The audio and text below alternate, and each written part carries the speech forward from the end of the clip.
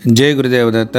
11/8/2025 శ్రావణ బహుళ విధియ సోమవారం శ్రీ గురు రాఘవేంద్రుల వారి ఆరాధనోత్సవం. శ్రీ రాఘవేంద్ర స్వామి వారు సామాన్య శకం 15-16వ శతాబ్దాల్లో జీవించారు. వీరు సామాన్య శకం 1671 శ్రీ విరోధకృతనామ సంవత్సర శ్రావణ బహుళ విధియ రోజున సశరీరంతో బృందావనంలో సజీవ సమాధి చెందారు. ఇప్పటికీ 354 సంవత్సరాలుగా ఆ జీవ సమాధిలో సజీవంగా ఉండి భక్తులందరినీ రక్షిస్తూ ఉన్నారు. వారి బృందావనమే నేడు మంత్రాలయ మహాపుణ్యక్షేత్రంగా విలసిల్లుతోంది. ఆయన సజీవ సమాధి చెందిన నాటి నుంచి 800 సంవత్సరాల పాటు అంటే 2471వ సంవత్సరం వరకు కూడా భక్తుల యొక్క కష్టాలని బాధలని తన తపశ్శక్తితో పోగొడుతూ వారిని ఉద్ధరిస్తున్న దివ్య స్వరూపులు శ్రీ గురు రాఘవేంద్ర స్వామి వారు. కర్మ సిద్ధాంత రీత్యా మనం చేసిన పాపాన్ని అనుభవించవలసిందే. దాన్ని ఏ రకంగానూ కూడా మనం పోగొట్టుకోలేము. అయితే కొన్ని రకాల పరిహారాలు పాటించడం వల్ల ఆ కర్మ ఫలితాన్ని శాంతింప చేసుకోవచ్చు.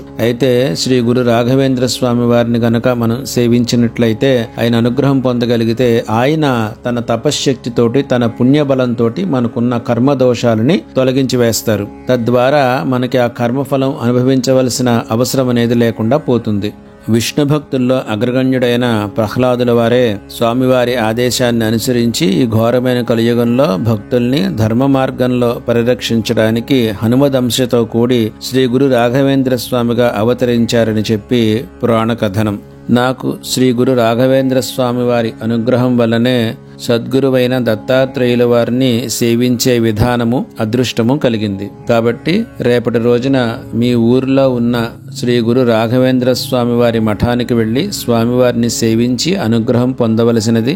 అలాగే ఈ రోజున స్వామివారిని ధ్యానించవలసిన శ్లోకం: పూజ్యాయ రాఘవేంద్రాయ సత్యధర్మరతాయ చ భజతాం కల్పవృక్షాయ నమతాం కామధేనవే. జై గురుదేవదత్త.